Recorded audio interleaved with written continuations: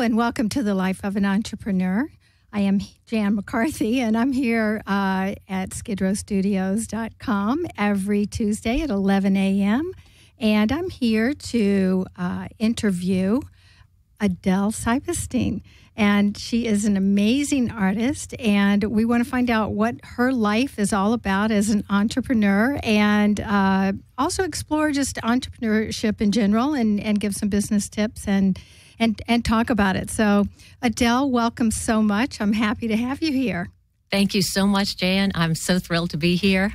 This is going to be fun. And for any of our listeners, if you'd like to call in and ask questions of myself or Adele, we'd love to have you call. The number is 1-800-893-9562. So here we go. So tell me, you are just, I know you, full disclosure here, you've been an incredible mentor to me, and I'm so inspired by the work that you do. But tell me a little bit about your background. So you've always been artistic and creative.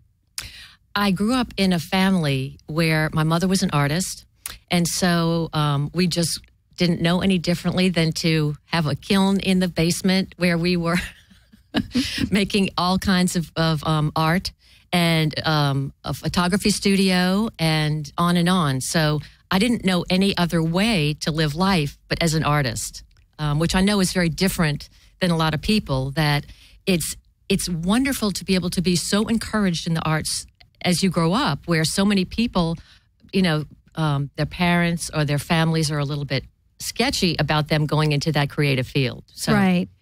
The starving artist syndrome, which we're going to talk about today. But now you have sisters, and they're all artistic as well. They are. I have a brother and two sisters, and every single one of us is in the arts, and in a different way, but in our entire lives.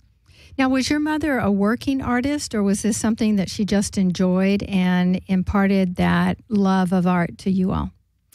She just, she went to art school and was, just always an artist. We had art all around the house. We grew up going to museums and galleries, and we really didn't know any other way but life as an artist. Right. So when you graduated from high school and you decided to go to college, you already knew, this is what I want to do? I only looked for colleges that had the best art education programs. That was it. I didn't even consider anything else. That was it, the very focus. And had you had any kind of experience selling your art or as an artist prior to going to school? I never did have an experience selling. It was, even in school, it was always like, the artist's life was, you're encouraged to not, I wouldn't say not sell, but to don't commercialize yourself. Okay. And sales kind of came up in that thinking. So it took a lot of guts I think, for me and all the other people who wanted to get out of college and do something art related. So you got out of college, and did you just go get your little artist studio flat and start painting or doing other artistic things, or so just tell me your journey. Well, after college, and it was time to look for a job, I knew I wanted something in the art field. So at the very end, right before I graduated from college, I went and studied drafting because it's drawing. And I was a fluke that I even came across it. I'd never heard about drafting. And at that time, there was nothing on the computers. Computers were not even out there. So it was all manually done. And it was very detailed, and I fell in love with drafting. So I went to a technical school for 2 years and became a draftsman. And after that, I went and applied. I was hoping to be in the architecture field because I love houses and design, but they really weren't hiring draftsmen. So I applied and got into a boat company and worked in the engineering section with all men, and I was the first draftsperson, first woman draftsperson that they had. Fantastic. And so you doing boats, you must know a lot about boats now. Well, I know a lot about boats, but also I learned that I loved the detail, because the art that I do now it surprises people that I'm so detail oriented. But when you do drafting, or at least manual drafting, you have to be within just a 32nd of an inch correct. Your lines have to be smooth and so fluid. So I practiced like twisting my pen and all the little, techniques on how to get the best line possible. That's so important, and I love that you shared that with us, because with every job or every experience that we have, we learn something from it. And so to not only learn something about yourself, like what are your strengths and what are your assets that you can take forward, one of those is paying attention to the details. And a lot of people will say, especially in business, it's all in the details. And so I really appreciate that you shared that with us, and then also recognized how you can take something that you love, like growing up with the art and loving that, but not really sure how to parlay that into something that is that you can monetize. That really helps you to understand that there's different ways you can go about it, and it doesn't necessarily mean that you just jump out there and start painting your paintings and then hope that you can sell them. It also gave you a lot of business experience by working for someone else and seeing how they run a business. So what made you leave the drafting? Well, I left the drafting industry because I got married and was pregnant and started having children. So I became a stay-at-home mom. And that sort of led into how I became an artist, selling my work, because I needed something for the walls of my apartment. So I would make something and put them up and frame them, and mostly on paper at that point, very early, in my late 20s, let's say. And then people who came over, we had a lot of, dinner parties and get-togethers, and people said, oh, I would like to, can I get one? And so it just by people asking me, I did more and more for friends and family, and then it grew from there. So that's kind of how it got started, with no real directional plan, like I'm going to sell art. Right. So, but you definitely have taken it from, because there's only so many friends and only so much family that can support your work, even if they really love it. So it definitely needs to take it to another level if you're looking at how do you, and I really want to explore just how you stay within who you are, that truth, if you will, and yet without becoming, quote, commercialized with your art, but yet still support yourself, because I think there is still that notion that being an artist is not a way that you can support yourself, and only a very few make it. And having been influenced by you, I can see very clearly how someone can take it to that next level. So was there ever a conscious moment that you said, wow, I could make a living doing this? Well, it wasn't, I can make a living doing it. It's how do I make a living doing it? It's the same way. I think it's part of a mindset, which I didn't realize I was being an entrepreneur then, but it's a natural thought process about not if, but how. In the same way that I was like, I need to, I want to make a living. I want to get a job doing something drawing. What is there? So that's how I came up with the drafting thing. And in the same way, it's like, okay, how can I get these out to people, and how can I do it? And so you start kind of with the tried and true method, which is you belong to a gallery and that kind of thing. So that's how it all started. But in so many forks in the road, I kept asking myself, wait, is there another way to do this? Instead of, I said, everybody's doing this. How can I do it differently? And even up till, very recently, there's this kind of majority thinking about being an artist. And I basically came down to thinking, I really want to, I asked myself, what really moves me most about doing my art? And it's about having more art out there in the world, and that people are enjoying it, and just getting more art to more people. So that's really the question that challenged me, and maybe not necessarily through a gallery. So that's how that's how I kind of got started in that. Well, really looking at how you can stand out, how can you do it differently, and of course the business lesson that we love is not a matter of if, but how, and a lot of people don't ask themselves that. They sometimes get locked into, oh my gosh, well, these are my only options, but you can always come up with a different option and just look at it differently of how you can move forward.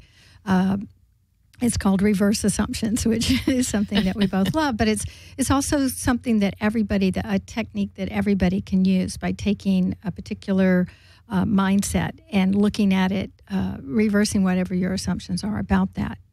So sometimes artists are very self-conscious about their art because it's really putting yourself out there.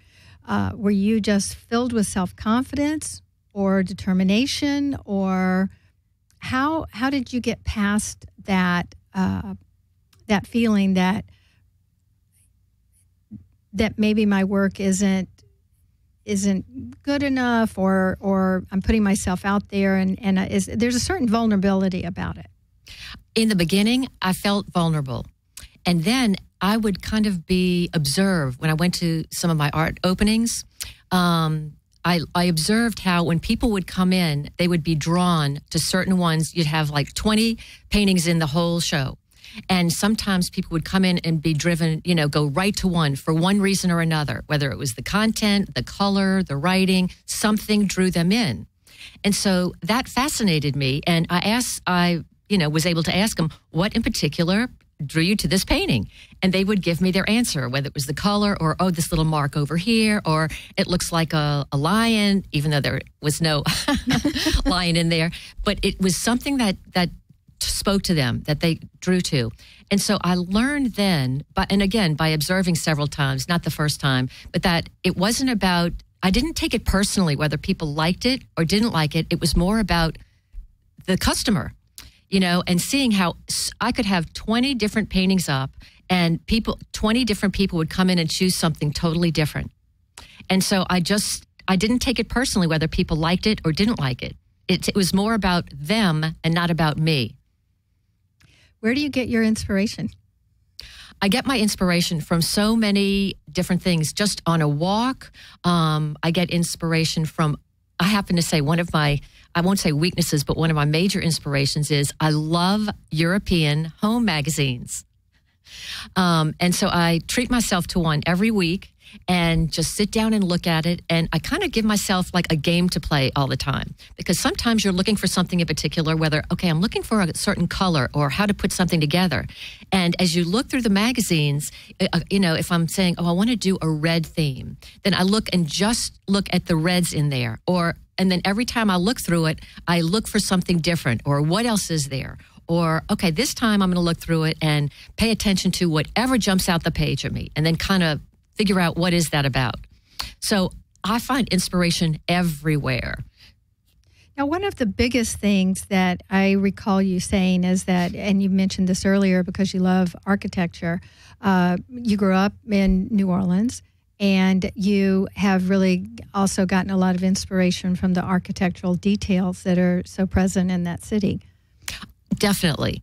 The age, and that's really what most of my abstract paintings are about. That's how they really developed, is being around years and years of this beautiful decay and layers of peeling paint and all kinds of old walls. And so it developed, my abstract painting is about little sections of those walls.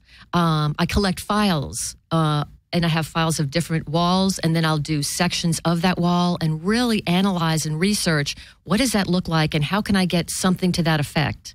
So, and then when I went to Europe several times, and of course, that was a wealth of inspiration as well. Right. Well, I agree.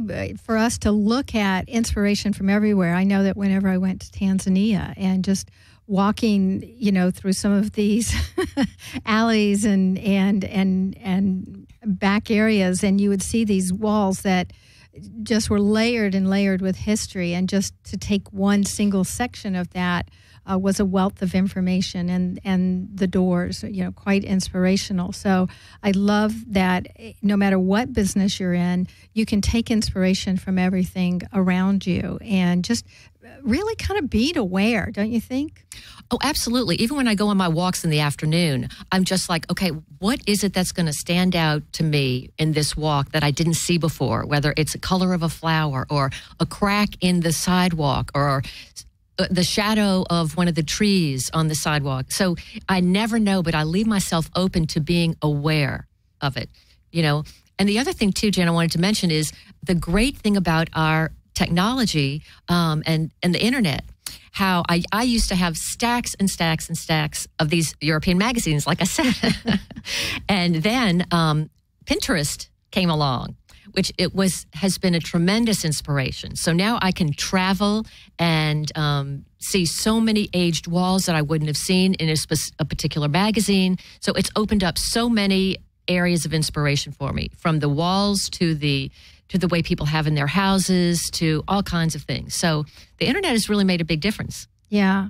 Well, not only in promoting your work, but yes, I think that's so true. And I'm glad that you mentioned that, because people don't think about it, that they can take some of those files, that it really helps them to be more mobile too, so that you don't have to, if I'm not at home and I don't have all of those magazines to kind of go back and reference, you can easily go and reference it on your own personal Pinterest account.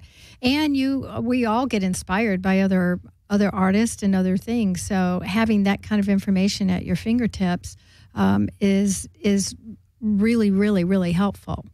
Oh, it's wonderful. I mean, I can just go on and Google old worn walls or abandoned houses or, as you know, so many things. And one thing leads to another. And the next thing you know, 2 hours have gone by.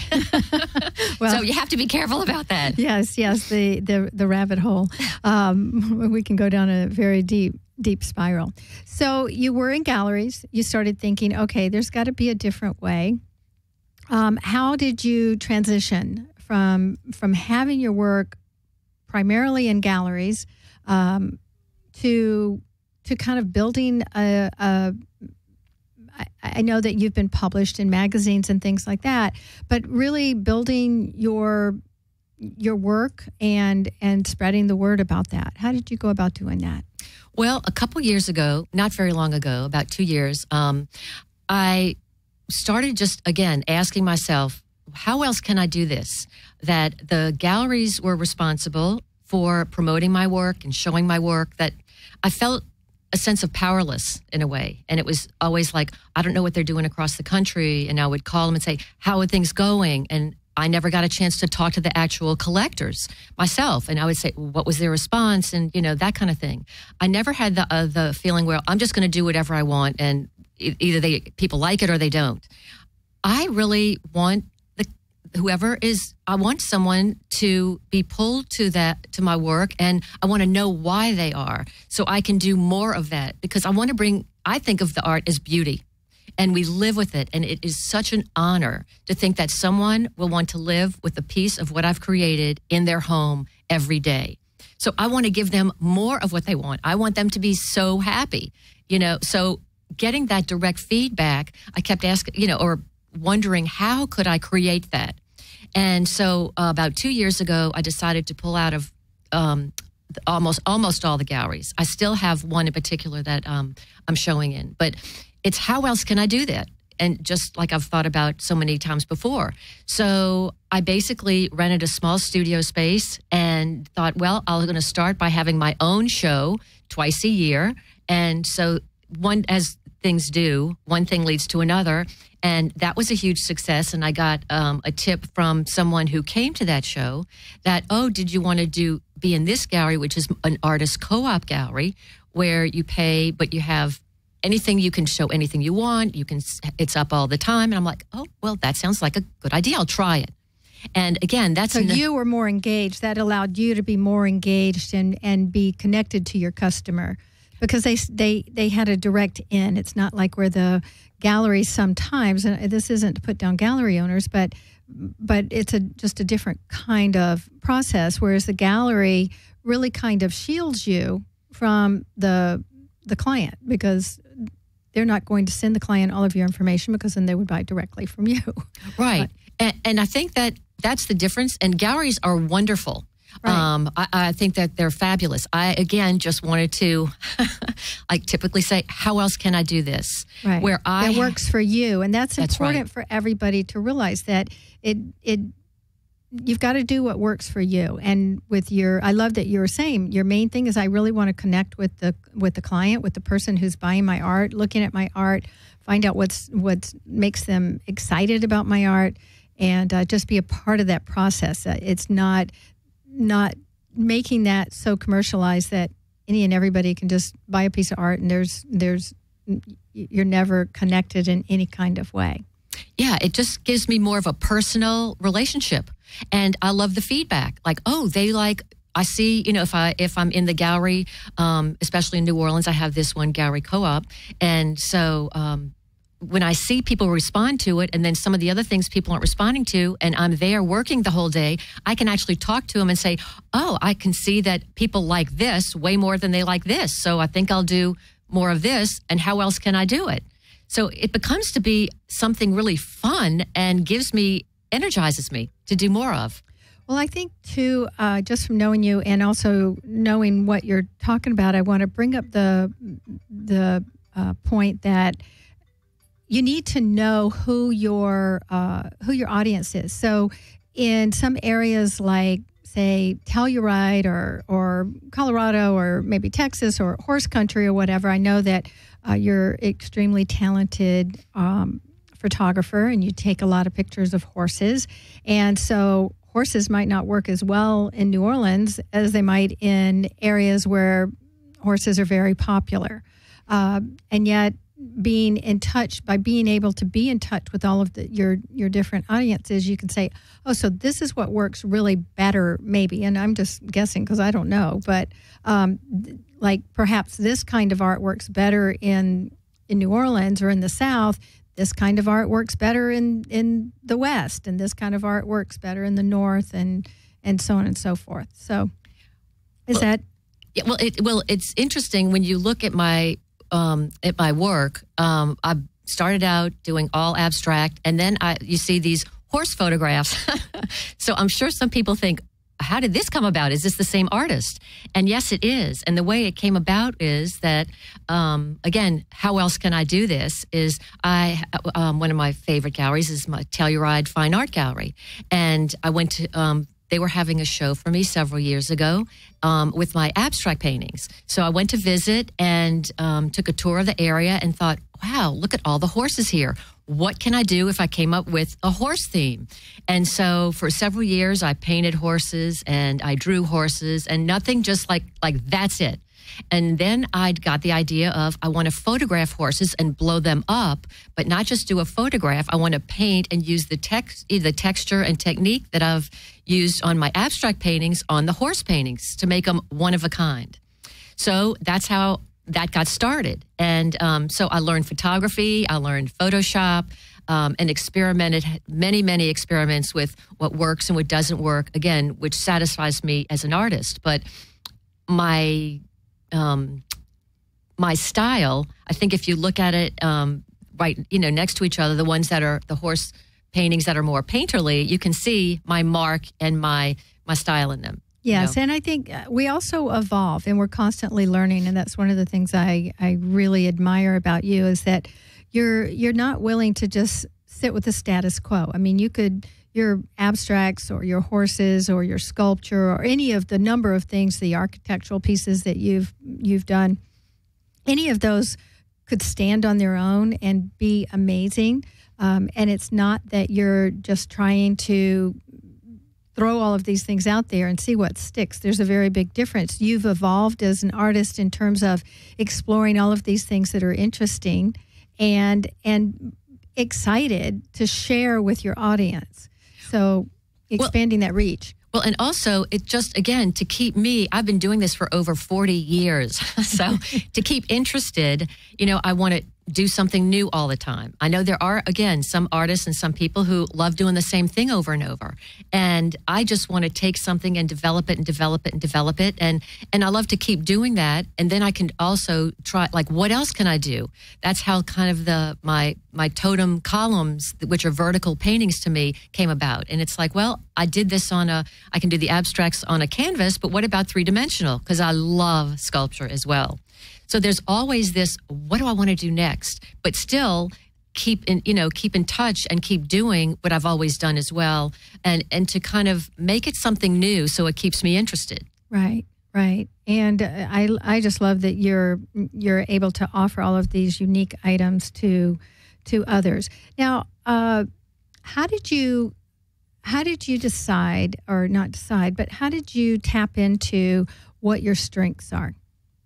My strengths. Well, it took me a long time of a lot of hits and misses, let's say, to start seeing myself in just what are my strengths. We grew up because, as we talked about, we grew up in an artistic family, so it wasn't even a consideration. We just did art, period. You are just going to be an artist. So it wasn't, am I a good artist or a bad artist, but it's more just, you keep learning, and as you learn, just like anything, the more you do something, the better you get at it. And so I started to feel stronger and more self-confident in what I was doing, because I gained, I took every workshop. Not only did I go to college, but I constantly take online workshops. I take workshops around the country and continue to still try to expand my knowledge of it. Improve and hone your craft. Yes. So the strengths kind of start to come in where, oh, okay, that feels comfortable to me. So I guess I consider that one of my strengths. But if I were to have to list them, I don't know what I could come up with. But I just it just is that. Well, determination is one of them for sure. And that quest, I think really that quest for learning too. And kind of understanding, even just knowing what's working with you, and also understanding one of the things that I've really admired about you is that you are incredibly creative, but you're also you recognize that this is a business as well. That's right. And that doesn't take away from your creativity, and it doesn't take away from your desire to really connect with your audience, and to also provide them with the best of your view of whatever it is that you're painting or sculpting or photographing. And but you also recognize that it's a business. And sometimes in the artistic world, people have a difficult time marrying those two together. Well, there's always that, artists are not very great in business kind of idea. And how it came to me was, it was really a total surprise. Like, oh my gosh, I love business because it was so creative to me. I guess I have the combination of the right brain, left brain, or whatever, but I found business to be, when I started to look at my art and selling in order to earn a living at it, I had to look at it from a business perspective. Not just, I'm just going to do art and hope that people sell it. It's like, no, I really have to, again, how can I make this work? And so I just researched. I love research. So I researched, read so many business books, joined your mastermind, which totally changed my entire view of how I do my art as a business. So I just fell in love with business. So on my night table, that's what I'm always reading, is a business book. So and that's what I want to point out to other artistic and individuals and creatives, that you don't have to, don't buy into the hype that if you're creative, you can't also be business oriented. And one of the things I love that you and I have had discussions about, and you've said many times, is art is really all about problem solving. And yet so is business, so is entrepreneurship. It's all about problem solving. We have problems come up every single day. And you always have to be able to move through those things if you wish to go forward. So I love that, the way you describe that art is all about problem solving. It really is. And it's kind of how there's an internal dialogue to me with every piece, whether it's a painting or a sculpture or the photography that I do. And it's basically, is this working? And there's a gut, you trust your gut where, no, it feels off balance or it's not quite right. So it's like, what do I need to do to tweak it? And you try this and you try that until you know that feels right. That, it doesn't have to go by technical standards or whatever. You just kind of know. And the more you do, you just get this gut feel. And the same thing with business where, okay, this isn't working, and I'm kind of every once in a while, I take a look at the whole and say, what's working and what's not working from the sales perspective, from what I'm doing to how I reach the customers, all of that. And it's kind of like taking inventory, and we really all need to do that. We need to say what's working. And I think it's even great because we sometimes need that pat on the back. Like, look what has been working. Good for me, and something that's not working doesn't mean that you failed. It just means that you need to find a different way. Oh, yeah. I never think of failure. To me, there is no failure. It just means, oh, gosh, okay, that didn't work. I'm not going to do that again. Or maybe I need to do it differently. But it's just feedback. It just means, okay. And so to me, I get invigorated by it, and I just don't see it as failure because it didn't come out like you thought it would, but it can so many times, it leads to something else which you love. And there's a lot of pieces to it. We think about just being creative and sitting down and painting, drawing, sculpting, photographing, or whatever it is that's calling us creatively. But then there's the administrative kind of side, which isn't just recording your sales and doing those kind of things. But I remember you talking to me about even shipping. So like, there were a lot of trial and error there with the shipping. But you just kept after it until you could find a good way to make this work for you. And I think that's so important to just not just give up just because something's difficult. You've got to keep moving forward and figure out a different way.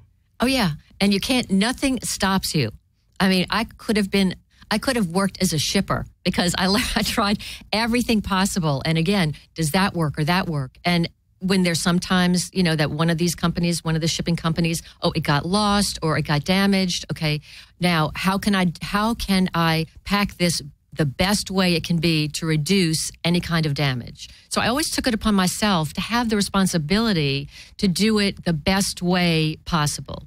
And there are going to be, it's just percentages is what something that, gets shipped and it doesn't get there in good shape. And if you just let go of having to have everything perfect, and just take it like, okay, well, I'll either pack it differently or I'll use another shipper.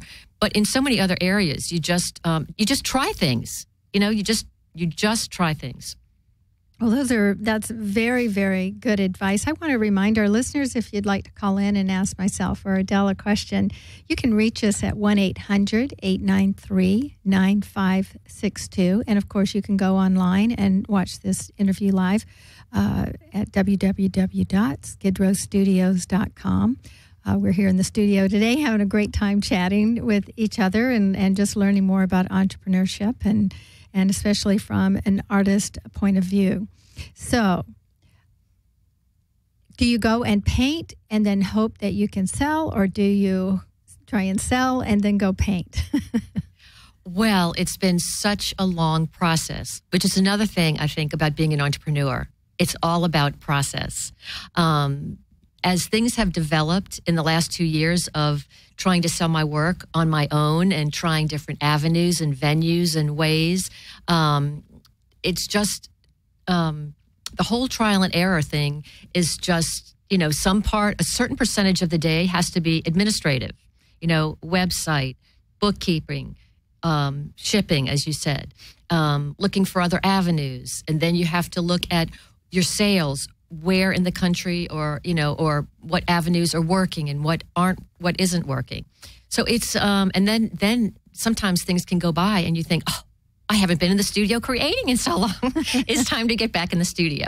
So it's a balance. it's finding that right balance. But I think when you really look at it as a business, and you do have, I've just recently hired someone to help me with setting things up on QuickBooks, because I don't understand it and don't want to take away from the creative time I have. And it's helped tremendously. It feels like you have more control over what you're doing when you can see things, at least for me, see things clearly. And it helps me as an artist to create, because I don't have to worry about doing everything. And that's a really important point that you brought up, because when we can focus on our creative work or our genius work, it really does in the end allow us to be able to go and make more money and have more joy in our life. And if it doesn't mean that you shouldn't maybe have a rudimentary understanding of things, and you don't want to give away control, but I like what you said, that it actually gives you more control by knowing that this is allowing you to go out and focus on things that not only are more interesting to you, but also will eventually help to bring in more income and allow you to do the things that you enjoy. So having someone set that system up for you is extremely beneficial, and it's okay. Yes. It's necessary, and it's not just like, oh, I don't want to look at the numbers. You have to look at the numbers, and being able to see, oh gosh, I spent way too much in shipping. Is there another way to do it? Or okay, that actually worked. And you see, it's for me getting that visual picture. Of course, being visual, I can see it more clearly what's working and what's not. Just not all in my head, but it's on paper. It's right there on paper. Right. The true black and white of it. Yes. All. So how do you structure your day? Because you don't have someone who, you might have something that you are working towards, like, but it's not like you can say, well, this painting's going to take me exactly 1 hour and 15 minutes. It could take you maybe 1 hour and 15 minutes, and it could maybe take you 10 hours and 15 minutes. So, and if you don't have someone specifically that has ordered something, how do you motivate yourself and organize your day? I'd love to know kind of like what a day in the life of an artist is like. Well, for me, my day is starts at 9 o'clock. No matter what time I wake up, I work at my home. And so it's so easy, for years I was like, well, I think I'll wait another half an hour. Well, I'll wait, it's like, no, I have to decide a time. And what I've come to see is the more structured, generally with flexibility built in, of course, but the more structured I define what tasks I'm doing for the day, the more I get accomplished and the better I feel. I don't have to think about it. So I plan the week in advance and have a calendar that I've made up that tells every day what I want to accomplish that day, whether it's, okay, half the day I'm going to be painting, the other half I have to go pick up these supplies, look for this or research that. It's all written out. So I get up that day and I see, okay, this is what I'm doing today. Now something may come up and obviously, change plans, but the majority of the time I just have learned that I work best that way and I get much more accomplished. Now, I have to say, a lot of times I'm up till 8 o'clock at night working on the computer or doing something like that. But so as an entrepreneur, the hours are very long, whether I think you're an artist or in any kind of entrepreneurship.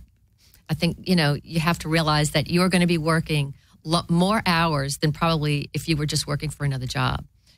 Well, what I like about this conversation that we're having right now is because sometimes, especially being in the creative field, or if someone's just thinking about getting into it, if they've been accustomed to having had a very structured job, they may think, oh, that's going to take away from my creativity. Oh my gosh, now I've got to go paint every day at 1 o'clock or 9 o'clock or whatever time you might set for yourself, and worry that their creativity may be stifled by having that kind of structure around their day. How would you speak to that? Well, I think first of all, it's knowing yourself and what works for you. People who know me know I don't like to go out at night, so I need to have, for me to create, I need a lot of free time with no no appointments that are ahead. Otherwise, it's kind of always in my mind. Oh, I've got to be aware of the time. I can't lose myself in time. Even when I work, I actually take my watch off. I don't pay attention to the time and just let things flow. But if I've got appointments or whatever, then that day will be spent. I'll organize that day to have all the errands done and everything. So I don't work half the day. I have to have a length of time for me. And again, this is just through years of work and seeing what works best for me. So I think that once you know how you work, some people love to work all night. Some people work in the afternoon. Some people can go in and work for an hour or jot notes down or whatever. So I think just learning how you work best and then set it up that way is where you maximize your, your creativity. Great advice. Great advice. What do you think has been the single thing that has helped to get your name out there in terms of technology that has changed so drastically in the last 10 years? Because 10 years ago, we didn't have the internet the way we have it now. So there's a lot that's happened to help any business, of course. But as an artist, what technology has helped you the most in terms of kind of getting your name out there, do you think? Well, I think websites. I mean, again, this is really dating me because, there's so many different avenues now. Like I mentioned, Pinterest and, but the website where everybody can take a look at you. You don't have to go to an artist studio to see their work. Also, just email, the newsletters. You just have so many ways of marketing and getting people from all over the world, not just the country or your city, to take note of you. Before, this goes way back, okay? We used to take slides of our work and slid slides to the galleries. There was no internet, so the only people who were aware of your work would be in that one city with that one gallery.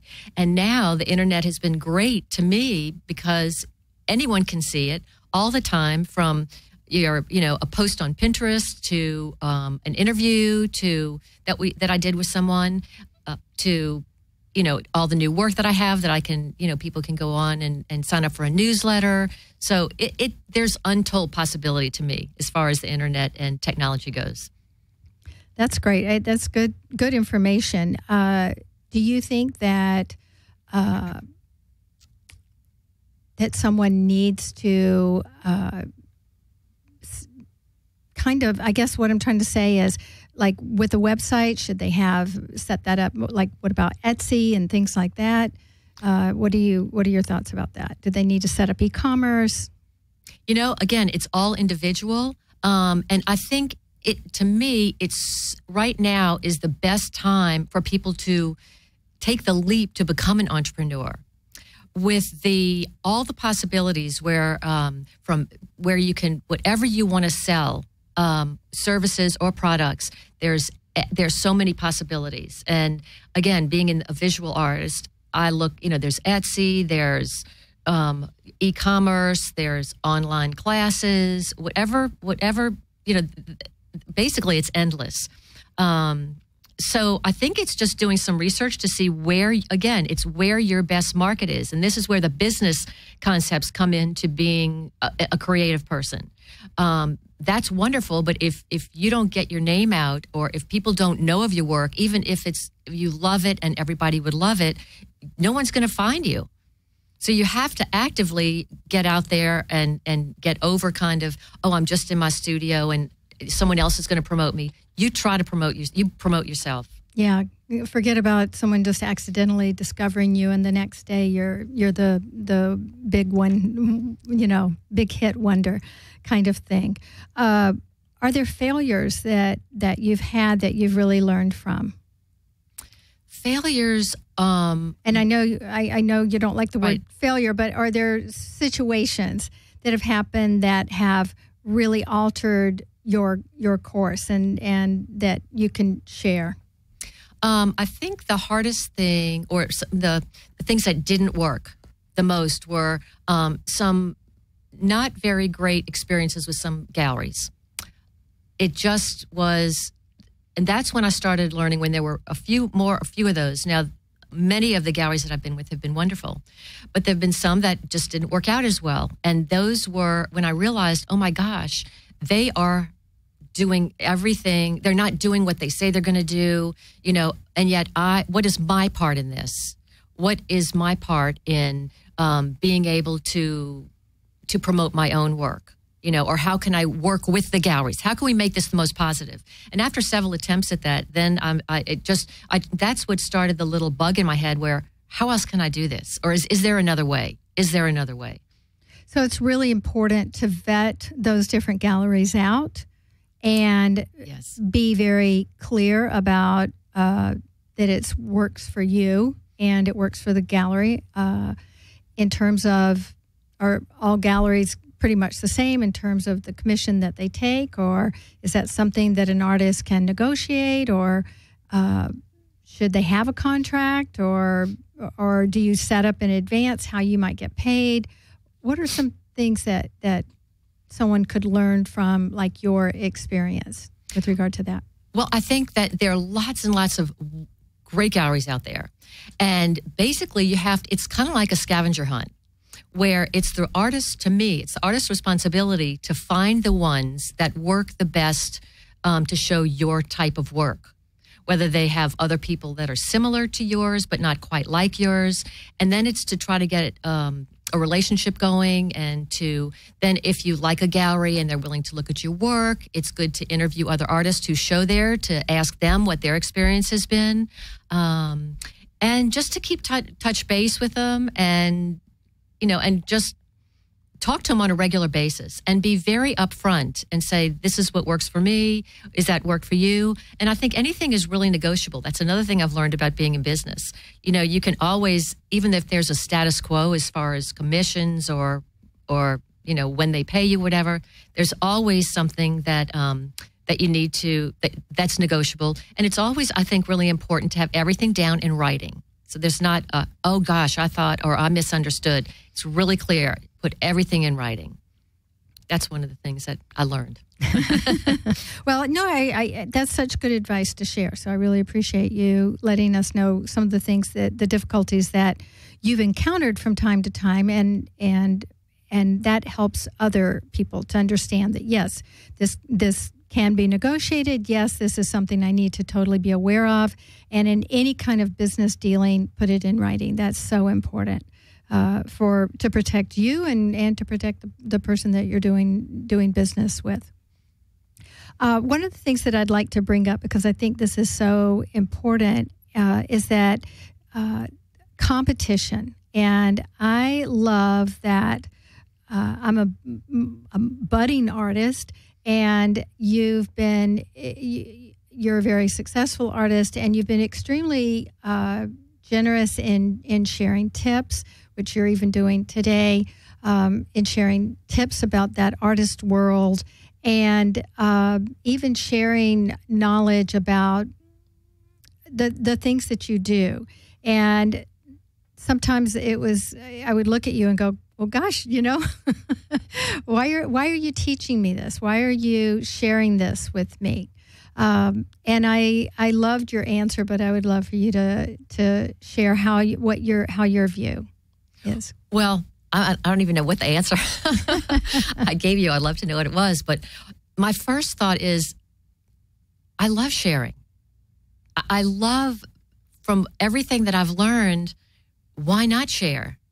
Everyone, I think, takes inspiration or gets an idea that even if you try to copy someone, you eventually will come off, there's something where it will, you'll have this turn where you start kind of doing it like someone else, and it develops and turns into your own style. And you don't know when that time is, but it happens. I've seen it over and over and over. So for me, I love watching that. And if I can bring or save time and energy from someone to say, oh, this is how I did this, that, or the other, I learned it this way, or I learned it this way, I love showing them. So I don't think of it as competition. I think, well, there'll be more art in the world. That's exactly what you said. I don't think of it as competition. There'll be more art in the world, and everyone develops their own style. It's impossible to paint exactly like me. It's impossible for me to paint exactly like you, and we're all inspired by each other. And I love the way you describe that, and it's true. So I know sometimes people want to keep things close to the vest, and that doesn't mean that you share every single secret that you've got and the thing that makes you your secret sauce. But you will always be individual, and people have been studying, especially in the art world. They study. All of a sudden, I can't think of a single artist's name, but Picasso or they study that style. And then they develop their own style from that. And I think that's what's really, really exciting about all of that. And we can apply those same kind of principles in business and other things across the board, that the more we give and the more we share, the more we get back in return. Absolutely. And, that's one of the things I actually used to teach when I was teaching classes is I'd ask the students, bring in some artist whose work you want to basically copy, that you want to do their style, you love their style. And by showing them how to do something that's so similar to that, I'm teaching techniques and how do you get that color? And so they're learning color mixing, or why do you like this, teaching, perspective or composition or things like that. And then they take off on their own. So, at some point, once they do it, you get a sense of confidence, and then you start developing your own style, like we talked about. So I think the sharing part in business is great as well, where just like you go down the street and you've got 4 or 5 coffee houses or 4 or 5 boutiques with clothes, everyone's got their own little take. And so I think the more you work together and help each other, the better off everybody is. And it doesn't mean that one is better than the other. It just means that, it means that you're just sharing your own style, and one might speak to someone else in a different way than someone else. So absolutely. Very, very good information to share. We only have a few more minutes, but tell me, what is the toughest part about doing what you do? I think it's the time involved. And a lot of that is me, because I get so excited and want to do so much that rest is secondary to, I get inspired and then I get energized, and then I want to try this, I want to try that. For years I've wanted to try some hyper-realistic painting, and I haven't done it yet. And so I'm like, when am I going to be able to just set aside 1 month to just work on my own to do that? So I'm always, I've always got ideas, and it just makes life fun, I think. I never seem to get stuck, and that's one thing I feel really grateful for, being not only in the arts, but seeing my ability to sell as an entrepreneur, is because it's just fun. And your whole life becomes more fun. That's just my experience. And I have to say, knowing that we don't have a lot of time left, really the crux of the whole change in the way I've did my artwork was thanks to you, Jan, because I took one class from Jan when I realized, okay, I've got to learn something about business. And I was living in LA. And so I looked up, and Jan was teaching a workshop. So of course I signed up for the workshop and came out of it like, oh my gosh, it's over. What else can I take from her? So then I signed up for another workshop, and I said, I did every workshop you offer. And it just got me to think from a different, more of a business mind, but still honor my creativity. Mm-hmm. And I just fell in love with it. And then I've been in the mastermind that you have for 4 years now. And I have to say, I can't think of anything that has changed the way I have looked at my work and my career more than working with you. Thank you. Thank you. So I want you to tell everybody what your website is, and I'm going to let you spell it so I don't mess it up, although usually I get it right, but it's usually when I'm writing it down. So okay. Would you tell them your website? Yes. My website is my first and last name, It's Adele Sypesteyn, and so it's ADELESYPESTEYN.com. So if you get a chance, please go and look at Adele's website. Look at her beautiful, beautiful work. She's incredibly talented, and just you shared so many business tips with us. And in 10 seconds or less, what would you share, if anything else?